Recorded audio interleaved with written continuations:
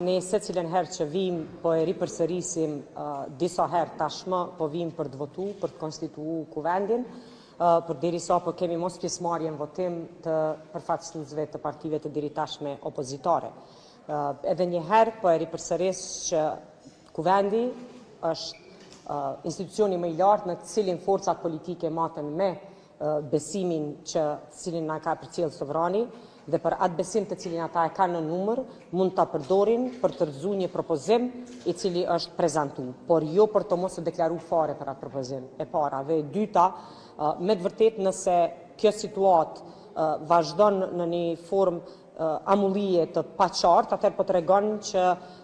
mos votimi ose mos pjesëmarrja në votim e tyre nuk përkon me përgjegjësinë të cilin e kanë marrë. Ne po votojmë për ripërsëris për 33 herë, në këto 23 herë të fundit jemi duke votu për procedurë. Nuk jemi të votu për kandidatën për kryetare të kuvendit, jemi duke votu për procedurë. Proces ky i cili nëse nuk ju pëlqen, ose nuk pajtohen, ose mendojnë se është shkelje, mund e kanë mekanizmin e votimit, por atë në kundërshti edhe me gjykimin e gjykatës kushtetuese, po vendosin të mos marrin pjesë fare në votim. Tash kanë kalu 4 javë, që prej kur është dërzu kërkesa nga po këta përfaqësues të një pjesë të tyre të partive opozitare të deri tashme në gjykatën kushtetuese. Varet tashmë edhe nga interpretimi i gjykatës se çfarë do të jetë, së parja është lënda e pranueshme dhe së dyti, pastaj do të kenë mundësi që të jenë në përputhje me aktgjykim nëse pranohet lënda. Këto parti të cilat tashmë po refuzojnë çfarë do pjesëmarrje në një proces ose në një vend i cili është vend për të votuar dhe për të deklaruar.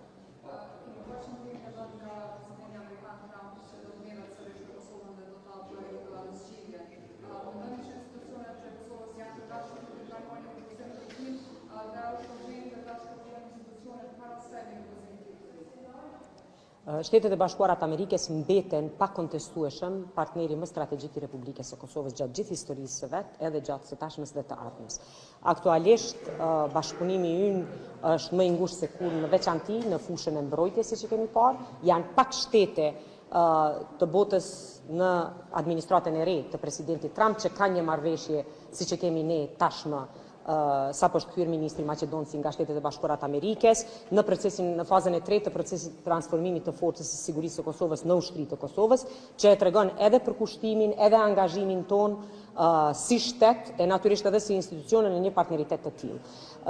Referenca që po i bëhet gjithsesi përsëritja e deklaratës së presidentit Trump tashmë nga leximi unë shoh edhe një referencë për marrëveshjen e kaluar, për arsye se ai decisivisht thekson që ka parandaluar një konflikt të mundshëm midis Kosovës dhe Serbisë, si rrjedhojë e diplomacisë së suksesshme të tij në atë referencë, dhe pastaj referohet presidentit pasues së Shteteve të Bashkuara të Amerikës, presidentit Biden. Prandaj, përtej asaj, në të gjitha interpretime tjera që po i dëgjoj, po besoj që ka më tepër zell të brendshëm lokal për të përfshi në një formë ose tjetër, sesa që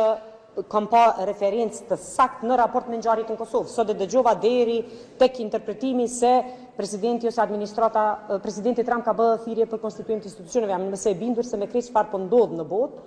pak vëmendje ose fare vëmendje ne si shtet ose si Ballkan kemi aktualisht në agjendën time. Megjithatë, prapë po e ritheksoj që me gjithë mekanizmat prej Departamentit të Shtetit dhe ambasadës së Shteteve të Bashkuara në Kosovë jemi të përkushtuar në ngritje dhe forcim të partneritetit. Kjo çfarë po ndodh këtu aktualisht është përgjegjësia e një klase politike të përbashkët dhe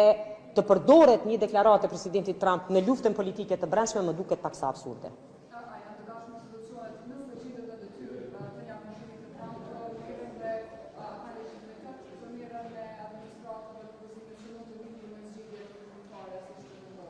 Po sipas edhe kushtetutës edhe sipas ligjeve në fuqi, kemi një qeveri e cila është në detyrë dhe e cila është aty derisa zvotohet një qeveri tjetër në Kuvendin e Republikës. E për të ardhur deri te ai votim, duhet të kemi së pari pjesëmarrje në proces të votimit në mënyrë që të kemi qartësi edhe mbi